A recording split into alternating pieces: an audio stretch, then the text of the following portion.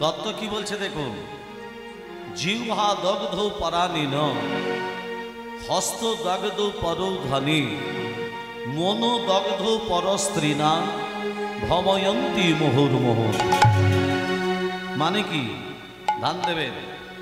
জিহ্বা দগ্ধ পরাণিন, জিহ্বা মানে আমাদের রসনা।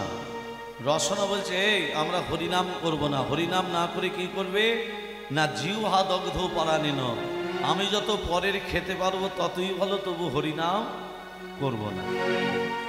হাতের কাজ করতাল দেয়া, হাত বলছে করতাল দেব না, করতাল না দিয়ে কি করবে না, হস্ত দগ্ধ পরৌধনি, আমি যত পরের সম্পত্তি লুটে পুটে নেব তত ভালো, তবু করতাল দেব না। চোখের কাজ ভগবানের শ্রীরূপ দর্শন করা, চোখ বলছে নিদ্রাং বাসতং পুরুতে মম, মানে আমি সকালবেলা বা ভোরবেলা স্নান করে ভগবানের শ্রীরূপ দর্শন করব না। তাহলে কি করবে না, নিদ্রাং বাসতং পুরুতে মম, যত বেলা 8টা পর্যন্ত লেপ চাপা দিয়ে ঘুমবো ততই ভালো, তবু সকালবেলা উঠে ভগবানকে দর্শন করব না। ওরে মূর্খ জীব, এইভাবে হরিনাম করলে ভগবানকে পাওয়া যায় না। হরিনাম করতে গেলে প্রেম দিয়ে করো, অনুরাগ দিয়ে করো।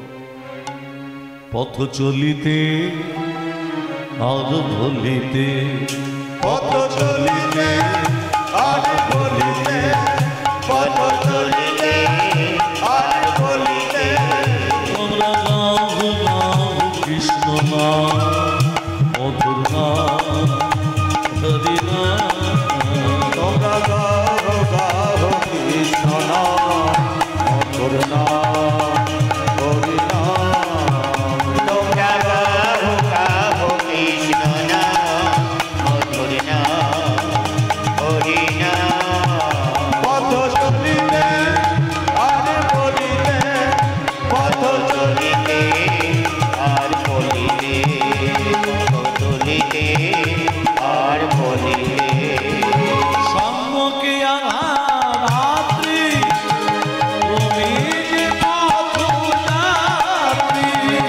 সম্মুখে আধার রাত্রি, তুমি যে পথযাত্রী, সম্মুখে আধার রাত্রি, তুমি যে পথযাত্রী। সম্মুখে আধার রাত্রি, আধার মানে কি মা? অন্ধকার। অন্ধকারে পথ চলা যাবে? যাবে না। কিন্তু অন্ধকারে পথ চলা যায়, একটা কাজ করতে হবে। কি কাজ? তোমার শরীরের ভেতরে জ্যোতি আছে, আমারও আছে, তোমারও আছে জ্যোতি। সেই জ্যোতিটাকে আমরা বার করতে পারি না। আমরা শুধু ওই আমার আমার আমার আমার এতেই মেতে থাকলাম, জ্যোতিটা বার করতে জানি না। আর জ্যোতিটাকে বার করতে গেলে প্রতিদিন কি করতে হবে?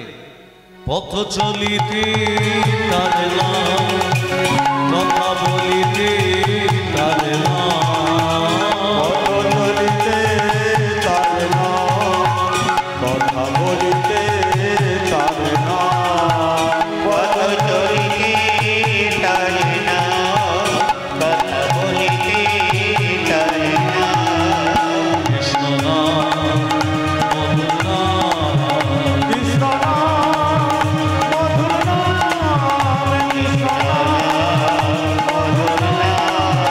পথ চলিতে আর বলিতে, পথ চলিতে আর বলিতে, পথ চলিতে আর বলিতে। মায়েদের একটা কথা বলি, গত জন্মে যেমন কর্ম করেছেন এই জন্মে ফল পাবেন, এই জন্মে যেমন কর্ম করছেন এর পরের জন্মে ফল পাবেন। এটা সত্য না মিথ্যা? তাহলে এই জন্মে আপনারা ভালো কর্ম করেছেন বলেই আজকে আসনে বসেছেন, হরিনামের যজ্ঞের আসনে। তাহলে যারা ভালো কর্ম করতে পারেনি তারা ঘরে বসে বসে সিরিয়াল দেখছে, এটাই তো বাস্তব। তাহলে এই জন্মে আপনাদের কর্মটা ভালো করতে হবে। শুধু হরিনাম যজ্ঞে এসে বসবো, আচরণ করব না, তাহলে কিন্তু ভগবত কৃপা হবে না। ভগবত কৃপা পেতে গেলে ভগবত কৃপা পেতে গেলে, ভগবানের দর্শন পেতে গেলে যে 84 লক্ষ জনী ভ্রমণ করে সাদের মানব দেহ ধারণ করেছ, সেই মানব দেহের আসল কর্মটা করে যেতে হবে। আসল কর্মটা কি? এবার বলুন, সকাল থেকে রাত্রি পর্যন্ত যে মাতার কাম পায়ে ফেলছেন, কার জন্য করছেন? সংসারের জন্য, তাই তো? এই যে আমি দেখলাম, আমি যেখানে ছিলাম, হ্যাঁ, মানে গাবি দহন করে এইমাত্র এসে পৌঁছালো। তাহলে ওই ব্যক্তি কার জন্য পরিশ্রম করছে? সংসারের জন্য। এবার সংসারের জন্য যে আপনি পরিশ্রম করছেন, ভগবানকে কতবার ডেকেছেন? সকালবেলা উঠে চিন্তা, এটা করতে হবে, ওটা করতে হবে, ছেলের মাইনে আছে, ওটা দিতে হবে, এটা করতে হবে। এই যে চিন্তা আমরা সর্বদা করে থাকি। আর চিন্তা করে করে চিন্তা করে করে চিন্তা করে করে গ্যাস মাথায় উঠে গেল, উঠলো না? চিন্তা করলি তো রোগ ধরবে। গ্যাস মাথায় উঠলো, ব্রেন স্ট্রোক হলো, প্যারালাইসিস হলে বিছানায় পড়ে রইল। মিথ্যা চিন্তা, মিথ্যা চিন্তা, সব ভুল পথে যাচ্ছি আমরা। এই মায়ার সংসারে এসে সব ভুল পথে চলেছে কলিযুগের মানুষ। একবার চিন্তা করে দেখে না, যা চিন্তা ভূমিপুত্র পৌত্র পাপার সম্ভাষণে, যা চিন্তা ধন ধান সদালা বজায়তে, সা চিন্তা যদি নন্দন নন্দন পদে দণ্ডার বিন্দে ঘনন, কা চিন্তা যমরাজ ভিবর সদনে প্রয়াণে প্রভু। যেমন চিন্তা আমরা ভূমির জন্য করে থাকি, জায়গার জন্য, ভাইয়ে ভাইয়ে দ্বন্দ্ব, একটু জায়গা নিয়ে। এই চিন্তাটা যদি আমরা ভগবানের প্রতি করতাম, তুমি জায়গা নিয়ে এসেছো না, জায়গাটা তোমার থাকবে? এই ঘরটা কার? তুমি যে ঘরটায় বসবাস করো, ঘরটা কার? না আমার বাবার। তোমার বাবাকে জিজ্ঞেস করো ঘরটা কার? বাবা বলবে আমার বাবার। তার বাবাকে জিজ্ঞেস করো ঘরটা কার? কারুর নয়, সবই তার দেয়া। তাহলে আমরা যে সংসারের জন্য চিন্তা করলাম, সংসার থেকে পেলাম কি? লাঞ্ছনা, গঞ্জনা, অপমান। এছাড়া সংসার থেকে পেলাম না কিছু। বড় হয়ে ছেলে ভাত দিল না, মেয়ে বিয়ে দিলেন ভালো ঘরে, মেয়ে খবর নিল না, তাহলে কার জন্য করছেন? পাপ তো কেউ নেবে না, কেউ তোমার পাপ নেবে না। তাহলে আমরা কলিযুগের মানুষ আসল চিন্তা, সৎ চিন্তা করব, সৎ মনোভাব রাখবো, সৎ সঙ্গ করব, সৎ আলোচনা করব, পর আলোচনা নয়। পর আলোচনা যত করবেন, পরনিন্দা যত করবেন, যার পর আলোচনা করছেন, যার পরনিন্দা করছেন, তার ভালো হবে, তোমার খারাপ হবে। এগুলো বৃথা, সবই ভুল করছেন। তার বাস্তব তত্ত্বটা তুলে ধরছি, ধ্যান দেবেন। দেখবেন আমরা কলিযুগের মানুষ, অন্যায় না করে অন্যায় শাস্তি আমাদের পেতে হয়, হ্যাঁ কি না? মা, অন্যায় করলে না, তোমার দোষ ঘাড়ে চাপিয়ে দিল, বেচারি তুমি জেল খেটে মরে গেলে। হ্যাঁ, এই বাস্তব তত্ত্ব। আমাদের গ্রামে একজন ব্যক্তি, সরল সাদাসিধে ছেলে, হ্যাঁ, সে কোনো খারাপ কাজ করেনি, এমন তার দোষ মাথায় চাপিয়ে দিল, সে বেচারি 2 মাস জেল খেটে মরে গেল। তাহলে কেন সে জেলটা খাটলো? কেন না, গত জন্মে খারাপ কর্ম করেছিল বলে তাকে এই শাস্তি পেতে হলো। এটা এ জন্মের কর্ম নয়, গত জন্মের কর্ম। যে ঘরে আপনি বসবাস করছেন, গত জন্মের কর্মের ফল। যেমন ভালো কর্ম করেছেন, সেই ঘরে আপনি জন্ম নেবেন। ভালো কর্ম করলে উচ্চ কুলে জন্ম নেবেন, ব্রাহ্মণ কুলে। তার থেকে ভালো কর্ম করলে সাধুমুনি ঋষি হবেন। তাহলে ভালো কর্মটা করতে হবে, তার তত্ত্বটা খুলে বলছি, ধ্যান দেবেন। এক ব্রাহ্মণ কাশীধাম থেকে বিদ্যা অর্জন করেছে, প্রচুর বিদ্যা, শাস্ত্রজ্ঞ, চতুর্বেদ তার শরীরে বিদ্যমান, ঋক, সাম, যজু, অথর্ব, চতুর্বেদ। তা ব্রাহ্মণ মনে মনে ভাবলো, আমি এই কাশীধামে আর থাকবো না, নিজের গ্রামে জন্মভূমিতে একবার প্রবেশ করি। মানে যেখানে জন্মস্থান, গ্রামে। গ্রামে যখন ফিরে এলো, গ্রামের রাজা ব্রাহ্মণকে বলল, ব্রাহ্মণ তোমার তো বাবা মা কেউ নেই? না। আত্মীয় স্বজন কেউ নেই, পরিবার আমি বিয়ে করি নাই। তাহলে ব্রাহ্মণ তুমি আজ থেকে আমার রাজপুরোহিত হিসাবে নিয়োগ হয়ে যাও, তোমার তো কেউ নেই। ব্রাহ্মণ তখন রাজার মুখের উপরে বলল, রাজামশাই আপনার উপরে কথা বলার আমার অধিকার নেই, কিন্তু আমি আপনাকে একটা কথা জানাতে চাই। কি না, আমি আপনার রাজপুরোহিত হিসাবে নিয়োগ হতে চাই না, রাজভিত্ত হতে চাই না, রাজ কর্মচারী হতে চাই না। যদি আপনি মনে করেন আমাকে একটা মন্দির করে দিন, ওই মন্দিরে আমি রাধা মাধবের সেবা দেব, আর সেবাটা দেব আপনার কাছে নিয়ে নয়, মাদুকুরি করে যেটুকু পাবো, মাদুকুরি মানে মা ভিক্ষা, ভিক্ষা করে যা কিছু পাবো ভগবানকে সেবা দিয়ে প্রসাদ আমি পাবো। ঠিক আছে ব্রাহ্মণ, তাই হবে। ব্রাহ্মণকে আসতে, ব্রাহ্মণকে কি করলো, রাজা একটা মন্দির করে দিল। সেই মন্দিরেতে ব্রাহ্মণ প্রতিদিন রাধা মাধবের সেবা দেয়। কেমন করে রাধা মাধবের সেবা দিচ্ছে? কেমন করে? ওং সুদাস্তম সিঞ্ছত্ত ব্রহ্মা বিষ্ণু মহেশ্বর বাসুদেব জগন্নাথ তথা সংকর্ষণ প্রভো তদ্রীদর্শন রত্নসভাবন্দ বিজয়ানতি আখন্দ ভগবান জৌনিদাসদা পুরনামন সৈব ধনকততা শৈব পাঞ্চন শেষাদি কপাল পঞ্চদস্যদা তিতিল তিতিমিদা পুষ্টি শব্দ ক্ষমামতি বুদ্ধি যপবুক্রান্তি শান্ত তুষ্ট সমাতরা एकस्तमं सिद्धंत धर्म कामत सिद्धाय ओम सर्वमंगल मंगले शिवे सर्वत स्वाधीने शरे नित्यमखे गौरी नारायण नमोस्तुते सृष्टि सिद्धि विनाशन शक्ति भूत सनातनी गुणत्रय गुणमयी देवी नारायण नमोस्तुते शरणागत दीनात्या परित्राण परायणे सर्वशास्त्र हरे देवी नारायणी नमोस्तुते नमोस्तुते।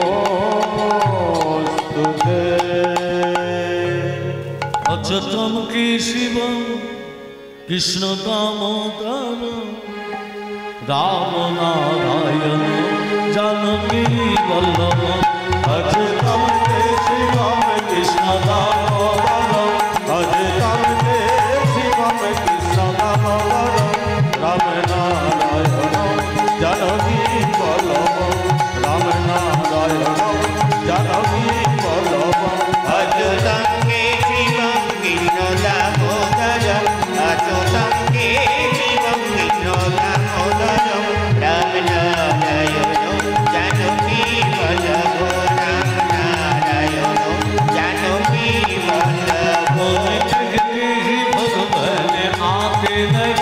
कौन कहते हैं भगवान आते नहीं, तुम्हें कहते हैं भगवान आते नहीं, कौन कहते हैं भगवान आते नहीं, तुम्हें मीरा के जैसे भुलाते नहीं, मेरा भी जैसे भुलाते नहीं। भगवान आते नहीं, कौन कहते हैं भगवान आते नहीं, कौन कहते हैं भगवान आते नहीं, तुम सबरी के कैसे खिलाते नहीं, तुम सबरी के जैसे खिलाते नहीं। अच्युतम केशवम कृष्ण दामोदर अच्युतम केशवम कृष्ण दामोदर राम नारायण जानकी वल्लभ राम नारायण जानकी वल्लभ। তাহলে ব্রাহ্মণ যে রাজাকে মন্দির করে দিল মা, সেই মন্দিরেতে ব্রাহ্মণ থেকে গেল 20 বৎসর কেটে গেল। 20 বৎসর, 20 বৎসর কেটে যাবার পর ব্রাহ্মণ বৃদ্ধ হয়ে গেল, বুড়ো হয়ে গেল। এইদিকে রাজার ছেলে বড় হয়েছে রাজকুমার, তারও বিয়ে দিতে হবে। রাজকুমার যখন বড় হয়েছে, খোঁজ করে করে রাজনন্দিনী এলো ঘরে। শুভরাত্রি, ফুলসজ্জের রাত্রি। রাজকুমার ঘুমাচ্ছে, রাজনন্দিনী চোখে নিদ্রা নেই। কেন রাজনন্দিনী চোখে নিদ্রা নেই কেন? রাধে রাধে। নতুন জায়গা, নতুন ঘর, ঘুম আসবে কি করে? হঠাৎ দেখতে পেলে একটা জ্যোতি বেরিয়ে আসছে না, কিসের জ্যোতি? এত যদি আসছে কোথা থেকে? খাটের তলা থেকে জ্যোতিটাকে টানতে টানতে বার করলো, দেখছে একটা বিশাল বড় তরবারি। তরবারি রাজনন্দিনী হাতে দেখতে দেখতে হাত থেকে যেই পড়ে গেল একেবারে রাজকুমারের গলায়। সঙ্গে সঙ্গে রাজকুমার হরি বল, বউয়ের হাতে স্বামী খুন। রাজনন্দিনী মনে মনে ভাবছে সকালে যখন হবে, রাজা যখন জানতে পারবে আমারও গলাটা কাটবে। কাটবে না? একমাত্র ছেলে বলে কথা। ভোর হয়ে আসছে মা, সেই বৃদ্ধ ব্রাহ্মণ যাকে রাজা 20 বছর আগে মন্দির করে দিয়েছিল মা, বেচারি সেই বৃদ্ধ ব্রাহ্মণ কি করেছে, কুয়ো থেকে জল তুলে স্নান করছে, মানে রাধা মাধবের সেবা দেবে। রাজনন্দিনী দেখতে পেয়ে বললো, বাঁচাও বাঁচাও বাঁচাও। প্রহরীরা ছুটে এসে বলছে, রাজনন্দিনী কি হলো? প্রহরী, আমার স্বামীকে হত্যা করে যাচ্ছে ওই বৃদ্ধ, ধরো ওকে। ব্রাহ্মণের হাতে বাঁধা হলো, রাজার কাছে নিয়ে এসে বলছে, রাজামশাই আপনার একমাত্র ছেলেকে হত্যা করেছে এই বৃদ্ধ। রাজা মনে মনে ভাবছে এই ব্রাহ্মণকে তো আমি নূতন দেখছি না, দেখছি কি 22 বছর হয়ে গেল, 20-22 বছর হয়ে গেল ব্রাহ্মণকে দেখছি। ব্রাহ্মণ, তুমি কি আমার ছেলেকে হত্যা করেছো?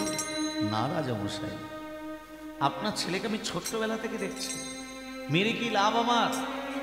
আমি আপনার ছেলেকে হত্যা করিনি। রাজনন্দিনী বলছে, মহারাজ কি স্বামী হত্যার প্রতিশোধ চাই। ওই যে বলে না চোরের মায়ের বড় গলা। এক কাজ করো, রাজনন্দিনী যখন বলছে ওই ব্রাহ্মণের হাত দুটো কেটে দাও, যে হাতে আমার ছেলেকে হত্যা করেছে সেই হাত দুটো ব্রাহ্মণের কেটে দাও। ব্রাহ্মণের হাত দুটো কেটে দিল। ব্রাহ্মণ কাঁদতে কাঁদতে রাধা মাধবের কাছে এসে বলছে, রাধা মাধব, সারাদিন ভিক্ষা করে তোমার সেবা দিই, তারপর আমি প্রসাদ পাই, এটাই হলো তোমার বিচার? বলো ঠাকুর, যারা ভগবানকে মানে, যারা ভগবানকে ভক্তি শ্রদ্ধা করে, তাদের দিকে তুমি কি এইভাবে কাঁদাও, এইভাবে দুঃখ দাও, এইভাবে যন্ত্রণা দাও? উত্তর দাও ঠাকুর। এই কি বিচার, এই কি বিচার, এই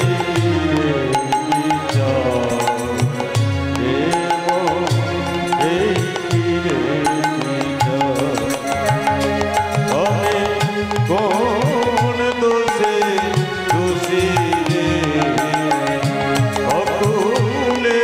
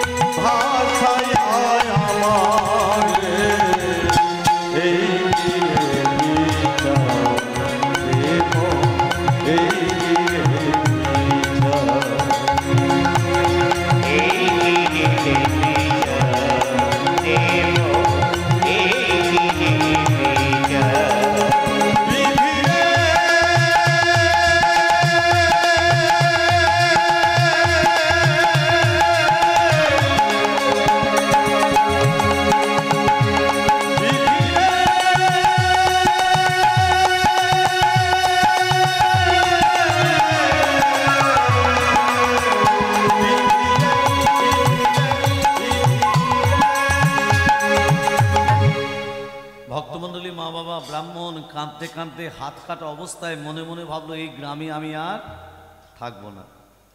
আমার গ্রামে থেকে আমার হাত দুটো কাটা হলো, আমি অন্যায় করিনি, অপরাধ করিনি।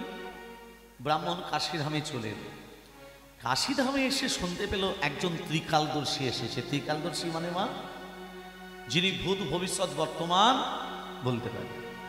ওই ত্রিকালদর্শীকে জিজ্ঞেস করবো আমার হাত দুটো কাটা হলো কেন? ওমা, যেই ত্রিকালদর্শী ঘরে প্রবেশ করেছে, ত্রিকালদর্শী ঘরে ছিল না। ঘরে ছিল না, ঘরে ছিল তার স্ত্রী। কে? আমি ব্রাহ্মণ, আমার হাত দুটো কাটা হলো কেন আমি জানতে এসেছি। বসুন ওখানে বসুন, আমার স্বামী এক্ষুনি আসবে, এক্ষুনি আসবে, বসুন। আচ্ছা মা, ঠিক আছে আমি বসছি। যেই জ্যোতিষী প্রবেশ করেছে, ত্রিকালদর্শী যেই প্রবেশ করেছে, সহধর্মিনী মানে স্ত্রী দেখে বলছে, এলেন, এবার আসনে বসে হাত দেখতে বসবেন, সবার ভাগ্য গণনা করবেন। নিজের বইয়ের দিকে তো একবার তাকিয়ে দেখতে মন যায় না? ঘরে নুন নেই, তেল নেই, আনাজ নেই, মশলা নেই, কি কুখ্যানে তোমাকে বিয়ে করেছি, আমার হাড় মাস জ্বলিয়ে খেলো। নানান কথা শুনিয়ে দিল জ্যোতিষীকে, জ্যোতিষীর বউ। ব্রাহ্মণ মনে মনে ভাবছে সব থেকে বেশি দুঃখী আমি ভেবেছিলাম, আমার থেকে বেশি দুঃখী হচ্ছে এই জ্যোতিষী। যেভাবে স্ত্রী নানান কথা শুনিয়ে দিল, আহা। ব্রাহ্মণকে দেখে বলছে, ব্রাহ্মণ এদিকে শোনো। ব্রাহ্মণ তখন বলছে, দেখুন আপনার উপরে একটা কথা বলবো, বলুন। না, আপনি কি সত্যি সত্যি মানুষের ভূত ভবিষ্যৎ বর্তমান বলতে পারেন? পারি, আমি মানুষের ভূত ভবিষ্যৎ বর্তমান বলতে পারি, সেই জন্যই নাম রেখেছে আমার ত্রিকালদর্শী। তা আপনি যদি মানুষের ভূত ভবিষ্যৎ বর্তমান বলতে পারেন, তাহলে আপনার কপালে কি একটা ভালো মেয়ে ছিল না? কেন না, আপনি প্রবেশ করা মাত্রই আপনার সামনে জল দেওয়া তো দূরের কথা, স্বামী বাইরে থেকে এলে কি করে বইয়েরা, সামনে জলটুকু তো ধরে, সেই মানসিকতা নেই। উপরন্তু নানান কথা আপনাকে শুনিয়ে দিল। তা আপনি তো একটা কুণ্ডলিনী দেখে, একটা কুষ্টি দেখে, ভালো মেয়ে দেখে বিয়ে করতে পারতেন। জ্যোতিষী তখন বলছে, ভালো করে মন দিয়ে শুনবেন, জ্যোতিষী তখন বলছে, ব্রাহ্মণ, স্বামী স্ত্রীর বন্ধনটা হচ্ছে এক জন্মের নয়, স্বামী স্ত্রীর বন্ধন হলে 7 জন্মের বন্ধন। শুনতে পাইছেন মা? যাকে বিয়ে করেছেন এক জন্মে পাইনি, 7 জন্ম ধরে পেয়েছেন। আহা, আর সেই স্বামীকে যদি অবহেলা করেন, আপনার ঠাঁইটা কোথায় হবে বুঝতে পারছেন? স্বামীকে অবহেলা করতে নেই। পতি দেবতা, পতি দেবতা, পতি পরমেশ্বর, ওই জন্যই বলে খুব সাবধান, স্বামীকে সরে বসতে বলতে নেই।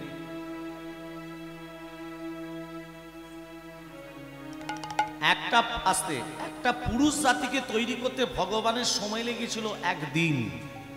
পুরুষ জাতিকে তৈরি করতে ভগবানের সময় লেগেছিল 1 দিন, আর একটা নারী জাতিকে তৈরি করতে ভগবানের সময় লেগেছিল 7 দিন।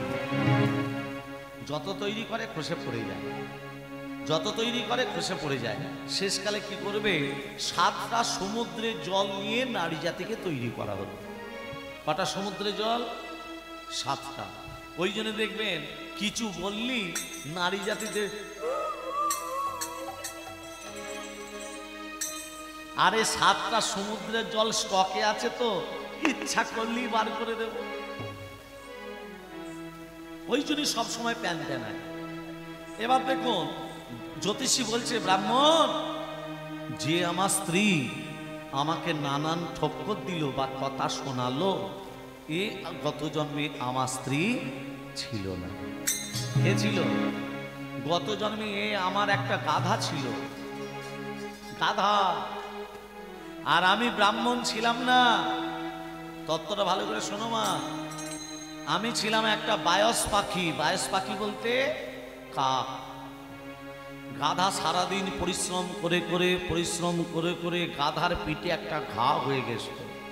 ঘা, গাছের তলায় বিশ্রাম করত, আর আমি গাছের ডালে বসে থাকতাম। কাকের চোখ দুটো কোন দিকে থাকে? ওই ঘায়ের দিকে। গাধার পিঠে বসে প্রতিদিন ঠক্কর দিতাম। যত ঠক্কর দিতাম গাধা তো মুখে বলতে পারতো না, কষ্ট পেত, ভগবানকে ডাকত। প্রতিদিন ঠক্কর দিতে দিতে দিতে দিতে দিতে দিতে একদিন কি হয়েছে, আমার ঠোঁটটা গাধার হাড়ে ঢুকে গেছে। হাড়ে যখন ঢুকে গেছে আমি নাড়াচাড়া করছি আর বেরোচ্ছে না। গাধা যন্ত্রণা ছটফট ছটফট করতে করতে নদীতে ঝাঁপ দিল। আমি তো জল দেখলে উড়ে পড়বো বাবা, জল দেখলে তো পাখি উড়ে পড়বে, উড়বো কি করে? আমার ঠোঁটটা যে হাড়ে ঢুকে গেছে, বার করতে তো পারিনি। গাধা যখন হরিবোল হয়ে গেল, আমিও গাধার সঙ্গে জলেতে হরিবোল হয়ে গেলাম। দুজনে মরে, গাধা হয়েছে এ জন্মে আমার বউ, আমি হয়েছি ওর স্বামী। গত জন্মে আমি কাক হয়ে যেমন ওর পিঠে প্রতিদিন ঠক্কর দিতাম, গাধা মুখে বলতে পারতো না, ভগবানকে ডাকতো। এ জন্মে আমার বউ হয়ে আমাকেও প্রতিদিন ঠক্কর দেয়, আমিও কিছু মুখে বলতে পারি না, আমিও ভগবানকে ডেকেছি। হরি হরি বল, হরি হরি বল। তাহলে কি তত্ত্ব শুনলেন মা? যেমন কর্ম তেমন ফল। তাহলে স্বামীকে যদি এই জন্মে অবহেলা করেন, এর পরের জন্মে আপনার স্বামী আপনাকে অবহেলা করবে। স্বামীকে না জানিয়ে গোপনে যদি কোনো কর্ম করেন, এর পরের জন্মে আপনার স্বামী আপনাকে না জানিয়ে গোপন কর্ম করবে। কর্ম বলতে ওই জিনিস দিয়ে দিয়া, রাধে রাধে। যেমন কর্ম তেমন ফল। এই জন্মে ফাঁকি দিলে এর পরের জন্মে তোমাকে ফাঁকি করতে হবে। হ্যাঁ, আমার বউ ভালো আমি খারাপ, এর পরের জন্মে তুমি ভালো হবে, তোমার বউ খারাপ হবে। ফাঁকি দেবার কারু। ব্রাহ্মণ তখন বলছে, শোনো, তুমি ঠক্কর দিয়েছিলে তাই ঠক্কর খাচ্ছ, আমার হাত দুটো কাটা হলো কেন? আমি কি খারাপ কর্ম করেছি? শোনো ব্রাহ্মণ, তুমি একজন সাধু ছিলে। কে ছিলে? সাধু। রাস্তা ধরে চলে যাচ্ছ, আর একজন কসাই যে গরু কাটে, গরুটাকে ধরতে যাচ্ছিল, ধরতে পারিনি। তোমাকে রাস্তার মাঝখানে পেয়ে বলছো, সাধু আমার গরুটা কোন দিকে গেল জানো? তুমি মনে মনে ভাবলে, সত্যি কথা যদি বলি দিই গরুটা প্রাণে মারা যাবে। তুমি মুখে কিছু না বলে ইশারা করে হাত দুটোকে আগিয়ে দিলে। কি করলে? মুখে কিছু না বলে ইশারা করে হাত দুটো। গত জন্মে গো অপরাধের জন্য ওই ইশারা করে হাত দুটো যে আগিয়ে দিলে, গরুটা কোন দিকে গেছে বলে, সেই গো অপরাধের জন্য এই জন্মে তোমার হাত দুটো কাটা হলো।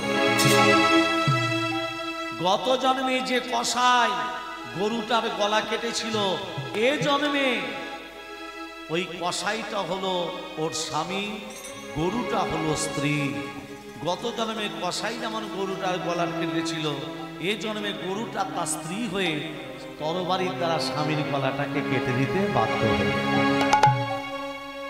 জানতি হোক অজান্তি হোক, কাজ ঠিক হয়ে যাবে। চিত্রগুপ্ত আসতে, চিত্রগুপ্ত খাতায় সব লিখে রাখছে। আমি কীর্তনিয়া আসরে দাঁড়িয়ে সত্যি বলছি না মিথ্যে বলছি, আমারও নিস্তার নেই, সব লেখা হচ্ছে। অভিনয়, কে কত অভিনয় করতে পারে। সংসারটা একটা অভিনয় বাবা। যে সংসারে বসবাস করছেন না মা, এই সংসারটা একটা অভিনয়। যাত্রা দেখেছেন তো? রাজা রাজমুকুট, রাজ পোশাক, তরবারি নিয়ে হা হা হা হা করলো। হ্যাঁ, যেই সংলাপ শেষ, গিন্নুমে পোশাক খুলে নিল, যেমনকার লোক তেমন হয়ে গেল। ঠিক তদ্রূপ আমরা মায়া সংসারে এসে অভিনয় করতে এসেছি। ছেলে মেয়ের অভিনয়, স্বামী স্ত্রীর অভিনয়। যেই সংলাপ শেষ হয়ে যাবে, শ্মশানে দাউ দাউ করে চলে সব শেষ। তাহলে যতদিন সংলাপ চলবে, সেই সংলাপটা যেন মিথ্যে সংলাপ করো না, আসল সংলাপ করো। আর সবাই মিলে দুবাহু তুলে বলো, নিতাই গৌর হরি বল, নিত্যানন্দের বল, অদ্বৈতের বল, শিবা সদানন্দের বল, নিতাই গৌর হরি হরি হরি বল, নিত্যানন্দের বল, অদ্বৈতের বল, শিবা সদানন্দের বল, নিতাই গৌর হরি বল।